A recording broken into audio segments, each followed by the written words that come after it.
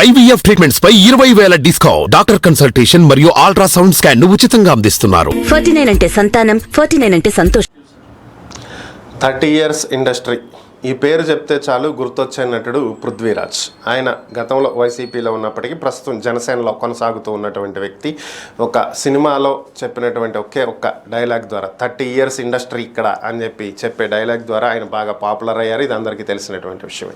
నిన్నటి నుంచి ఆయనకు సంబంధించినటువంటి ఒక వార్త మీడియాలో చక్కర్లు కొడుతుంది. అటు సోషల్ మీడియాలో, ఇటు ఎలక్ట్రానిక్ మీడియాలో, అలాగే న్యూస్ వెబ్సైట్స్లో కూడా చక్కర కొడుతున్నటువంటి ఒక వార్త ఏంటి అంటే, ఆయన తన భార్యకు ఇవ్వాల్సినటువంటి మనోవర్తి ఇవ్వనటువంటి కారణంగా, కోర్టుకి హాజరు కానటువంటి కారణంగా ఆయన మీద నాన్ బెయిలబుల్ వారెంట్ ఇష్యూ చేశారు అనేటువంటి వార్త. దీనికి సంబంధించే ఈరోజు పృథ్వీరాజ్ గారు స్పందించడం జరిగింది. ఆయన మాట్లాడుతూ, కోర్టు నిర్ణయించినటువంటి అమౌంట్ని ఇప్పటి వరకు ఏ రోజు మిస్ చేయకుండా ప్రతి నెల 1వ తేదీ నుంచి 3వ తేదీ లోపు కోర్టు ఖాతాలో జమ చేస్తూ వస్తున్నానని, ఈ రోజు వరకు ఎప్పుడూ కూడా మిస్ చేయలేదని, ఏదైతే తను మనోవర్తి ఇవ్వట్లేదు అనేటువంటి వస్తున్నటువంటి వార్తల్లో ఏమాత్రం నిజం లేదని, ఈ వార్తలు చూసి తన లాయర్లు కూడా ఆశ్చర్యపోవడం జరిగిందని, ఇది కుటుంబానికి సంబంధించినటువంటి వ్యవహారమని, ఇలాంటి వాటిల్లో వాస్తవాలు తెలుసుకోకుండా ప్రచురించటం, వార్తలు ప్రసారం చేయటం అనేది సరైనటువంటి విధానం కాదని, ఇలాంటి వార్తలు ఏవైనా వచ్చినప్పుడు